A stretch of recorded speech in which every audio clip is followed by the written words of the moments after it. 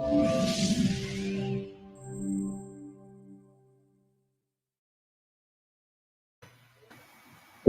to IdeaGen TV. We are excited today to have with us Neil Green. Neil Green is Executive Vice President and Chief Digital Officer at Otis. Otis Elevator. Neil, welcome. Thank you, George. I'm excited to be here. Well, we're excited to have you with us.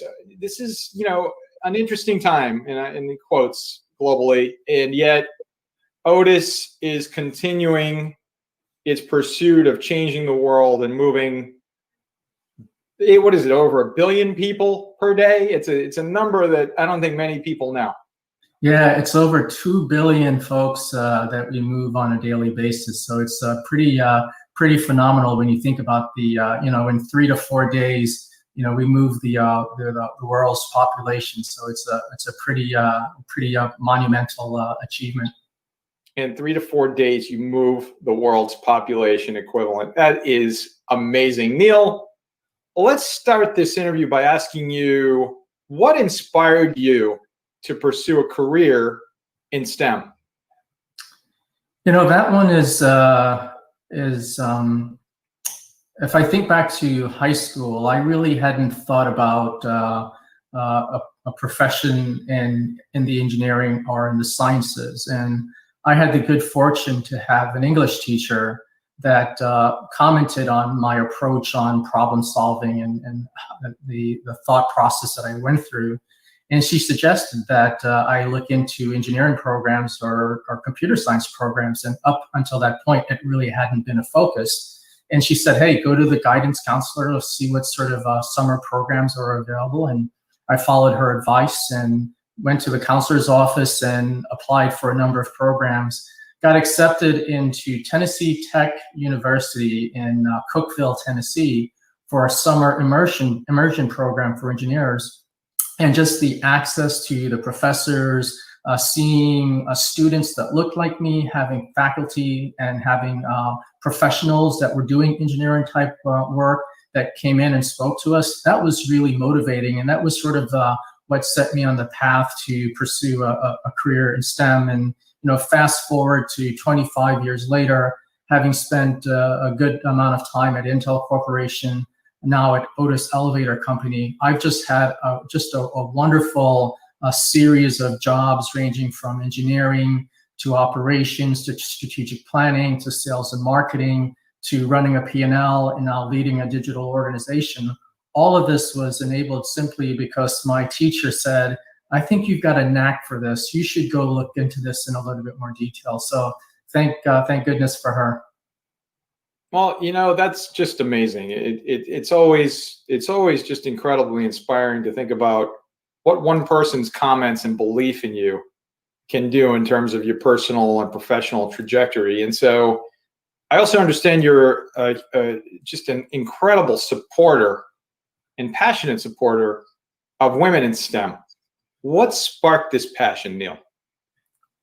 This one's a little bit more personal, and it actually feeds well from your comment about the, what one person says or does, how it encourages, and in some cases, how it may deter certain individuals. So I met my wife. We both went to Purdue University together, and we would study. Most of the times we were studying. Sometimes I just wanted to get a relief from the electrical engineering coursework. But I would create these little note cards like most students do with formulas or when do you use certain theorems or rules. And every once in a while she would quiz me. And one day we were talking, and I asked her, did you think about pursuing a STEM degree? She was a liberal arts major. And she said no, and I said, well, why not? You've got a good grasp of these concepts. There were formulas around thermodynamics or digital signal processing, and she sort of got it. And I said, well, you're pretty good at this. And she said, well, no, I'm not good at math. And I said, what do you mean you're not good at math? And she relayed a story about being in high school and having a high school teacher tell her that she's just not good at math. It's not something that she should pursue.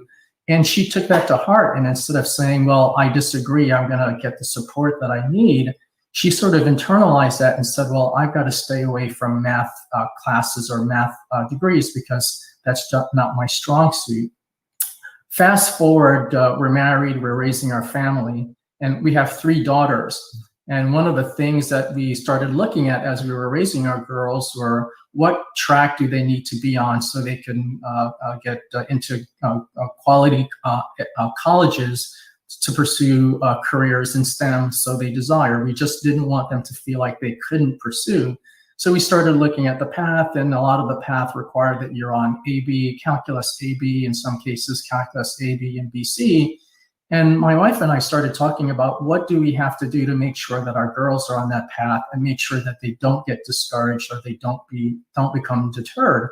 And it really shaped, that conversation that happened 25, 30 years ago when we were in our undergraduate program really shaped how we thought about encouraging our 3 daughters to really be confident and pursue roles in STEM. So that conversation and how that pebble or that seed that was planted 30 years ago and it continued to develop is really what's shaped that passion and desire that I have, not only for women in technology, but people that look like me in technology fields.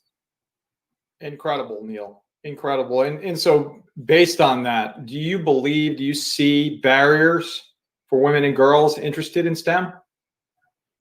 Yeah, I would say yes, definitely. I think there are biases, sometimes conscious and unconscious biases. I don't think the teacher for my wife thought, I'm going to deter this young girl. And I just think that sometimes we just don't recognize how our words impact or how it shapes some of the decisions that we make. I had the good fortune to have a teacher that encouraged me. And I think in my wife's case, there were potentially some biases that worked against her. So I think biases are one thing.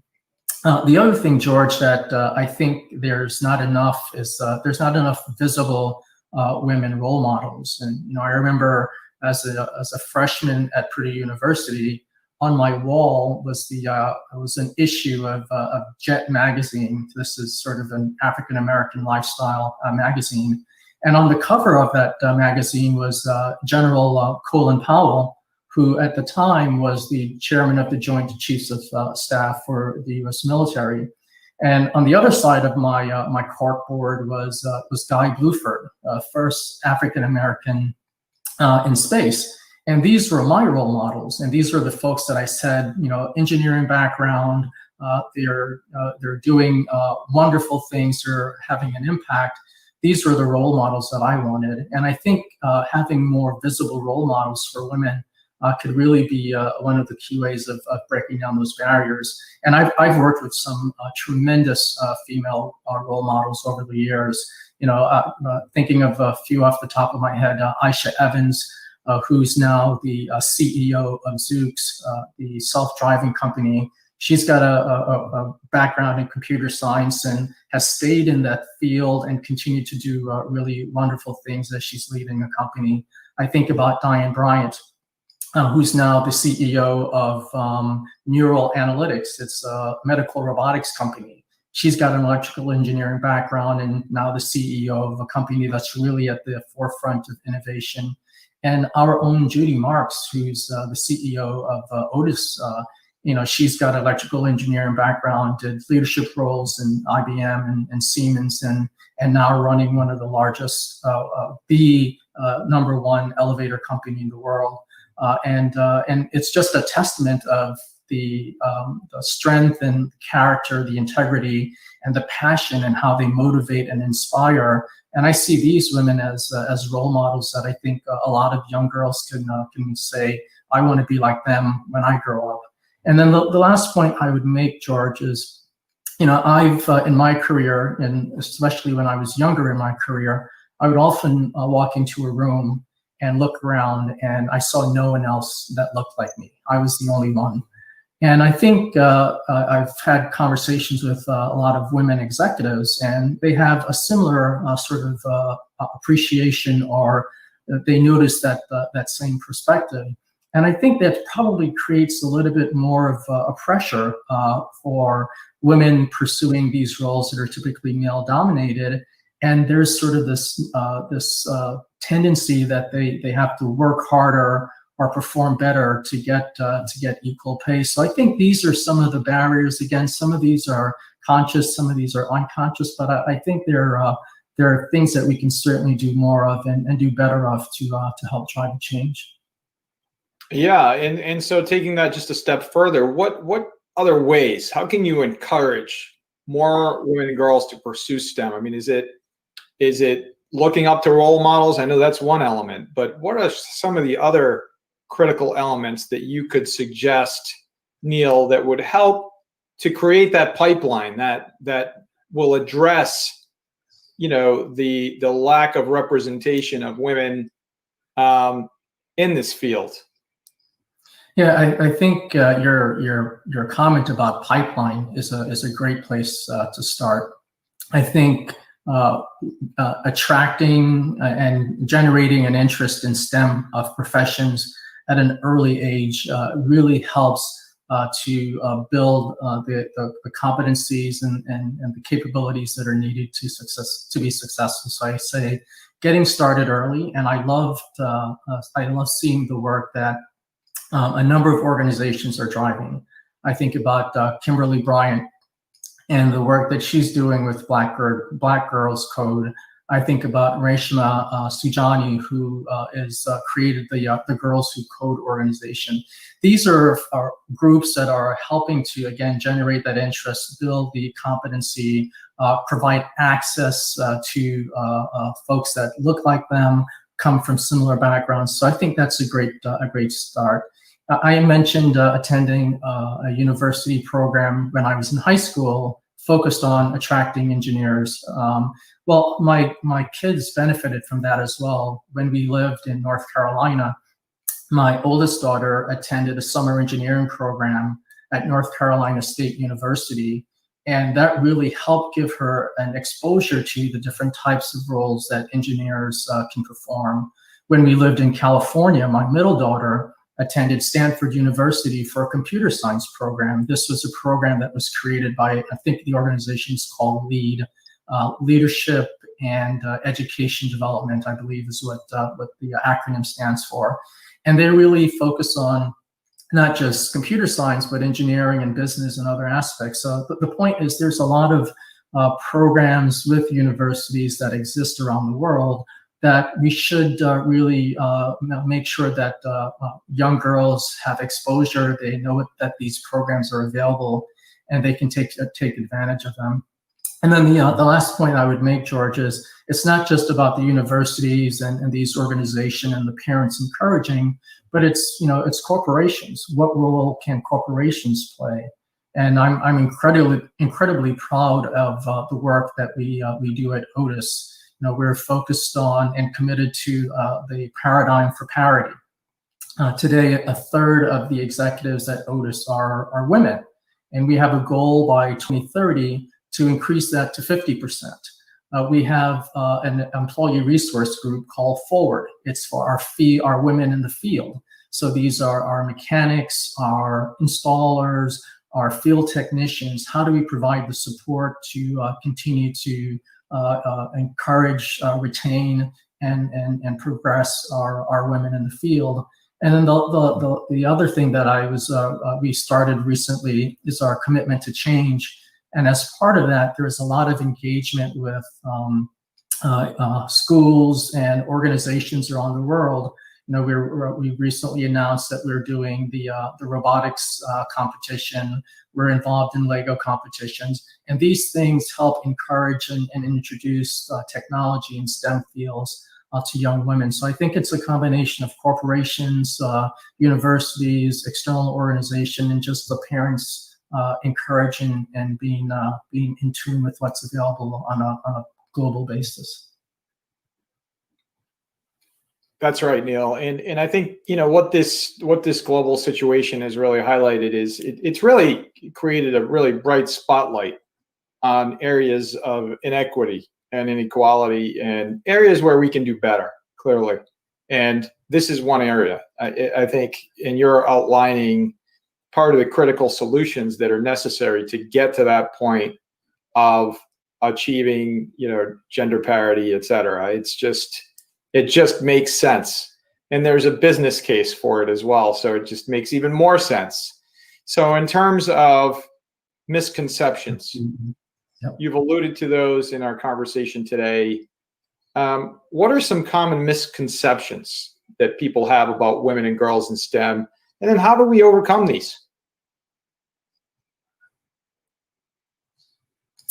Yeah, I mean, I think we've all seen or heard them. Women are not smart enough, or boys are better at math and science, and so to that I say that's nonsense. I look at my three daughters, and they're way smarter than I am. They bring that emotional intelligence. I've referenced the women leaders that I've worked with over time, and again, there's nothing that's farther from those sort of misconceptions that women can't and aren't prepared for these types of roles. So I think those are the misconceptions. I think it's providing that support capability to show them and help them understand. Help women understand what's available and what they can do. But I think it's for people like me to encourage and work well and provide opportunities and help coach and mentor. I've got I think I've got a pretty diverse team. The vice president and chief information officer for our company is a woman. And the vice president and chief data and analytics officer for the company is another woman. They're both on my team. I recruited both of them into the company, not because they were women, but because they were the best that were available, and they really brought insights and new methodologies, new ways to do things, and they're helping to move us in a very positive direction. So I think I probably sound like a broken record, but it's shining a spotlight on the wonderful achievements and accomplishments that women have been able to drive is one of the ways that we sort of break that myth that these type STEM isn't a place for women leaders. What an incredible highlight and insight into what these misconceptions are and how do we achieve the global goals by 2030. We have, and we're just a few short months ago, we were looking at this 10-year runway to 2030. And a few short months later, here we are, and we're looking at the continued runway. And in some ways now, with this spotlight on all these areas of inequity, we can now micro-target and fix these problems to hopefully accelerate achieving the goals by 2030. Reminding again our global audience, as we always do, that these 17 global goals, no hunger, no poverty, equity, empowering women and girls, all of these partnerships for the goals, critical to understand that they were agreed to unanimously by all 193 member states of the United Nations. And I think therein lies the thread that I think so many people are looking for today, which is bringing people together from across the planet with a common goal. And it makes sense. You're able to measure the goals. There's a business case for the goals. There's an absolute imperative for the goals, as you've stated today. And so why do you believe, Neil, it's the best approach for achieving the 17 global goals? What is that best approach? Well, as I've the last several weeks just getting the daily emails about the goals and going to the website and learning more, there were 4 goals that sort of really resonated for me, George. Gender equality clearly is one of them. Quality education. I've talked about education a lot over the last few minutes, so that should be no surprise there. Decent work and economic growth, and then sustainable cities and communities. Those just really jumped at me as far as it's very synergistic. Not that the others aren't, but those four were just really synergistic with the conversation that we've been having, and a lot of the items that I've seen on the web and some of the videos that I was able to catch this week. And it really shows that you talked about doing more, having common goals, and working together and collaborating. I think this is a real testament of what needs to happen, and how we continue to make progress and move forward. I see every young girl looking at these 17 sustainable goals and really getting encouraged and thinking about how STEM can help them achieve those goals. And I think, my three daughters, one's in the healthcare field, one's a software engineer, and one's starting her freshman year in college. And our goal is to make sure that they see what's available and what they can achieve. And I think this conference and the work that you've done, George, and your company, just this event in general, really shines a spotlight on what can be done and how we can continue to do more together. And I think it's also very synergistic with one of our cultural statements inside of Otis Elevator is we are better together, and that clearly resonates here. So I think this conference, this event, this forum ties nicely, and it really shines the spotlight on how STEM can be that enabler for achieving a number of these sustainability goals. Well, and thank you for those kind words, Neil. And I am a huge personal and professional supporter, stand in awe of really everything that Otis is doing, and yourself and Judy Marks. And what an incredible CEO and a role model. Yes, you're a role model. You're both role models for so many millions of people across the planet. It's really remarkable. And I'd like to go back to what I like to refer to as dynamic resiliency again, because I think it's really important for people to understand that Otis is the definition of dynamic resiliency. Why? Well, as you look at the companies and organizations, and even the public sector organizations, governments that have survived and maybe even thrived in some ways during this global pandemic, what they all have in common, typically, is the foresight, that strategic foresight, that ability, that almost superhuman superpower to look around and see around and peer around corners. Meaning, you have built into your ethos a devotion, a commitment to partnerships, and understanding that no one entity can do it alone. And that, I believe, is absolutely vital, because when you think about it, no one entity can do it alone. That means you are subscribing, you are supporting the notion of bringing the world together. And here we are today looking at the goals, and goal number 17 specifically. Neil, why would you say cross-sector collaboration combined with innovation is so vital to helping to solve so many of the world's most vexing issues? And to go a step further, how do you infuse this collaboration combined with innovation into your daily mission to successfully achieve your goals? Yeah, in fact, that's a really a great question. I'm a firm believer that collaboration drives innovation, and an individual by themselves may think of go down a singular trajectory. but you infuse several different folks with several different backgrounds and world perspective or worldviews in that conversation.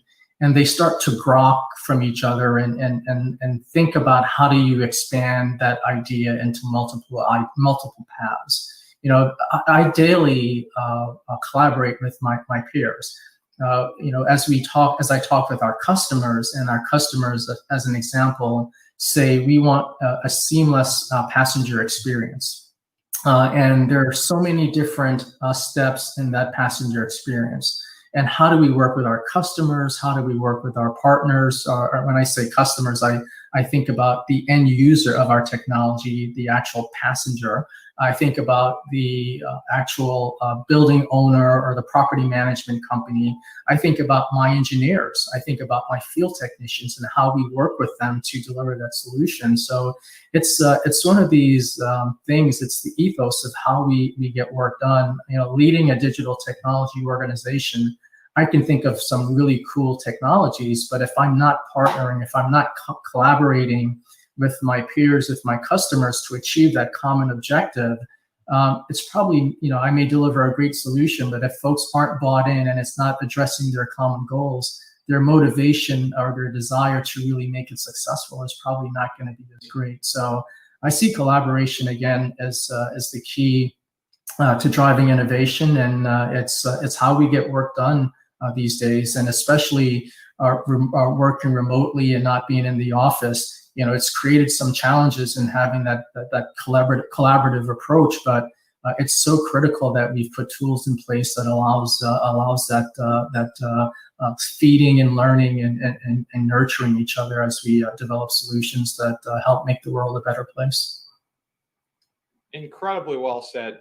Incredibly well said, Neil. What an incredible inspiration, and knowing that you're at the helm, that you're helping to change the world as Executive Vice President and Chief Digital Officer at Otis. It's just inspiring and remarkable. And I'd like to ask you, what is a way our global audience can find out more about your incredible work at Otis? Yeah, thanks, George. I think the best way is visiting otis.com. We have a lot of great information there about our products, our technology. As we think about how we enable workers to return to work in a safer environment, we've got some really innovative products and solutions that we're advocating. So it's a really good starting point. There's more information about our leadership team, and I think if someone visits our website and you see the mix of talented women leaders that we have, you'll be very encouraged that we're not just talking the talk, but we're walking the walk. But our website is a great starting point to learn more about our products, our technologies, and our leadership. And Neil, what is that website? It's otis.com. Easy. Otis.com. Executive Vice President, Chief Digital Officer, change maker, global leader, luminary, full of insights, full of incredible perspectives. And most importantly, Neil, thank you for your inspiration today for our global audience. And thank you for all you're doing at Otis. It's been my pleasure, George. Thank you.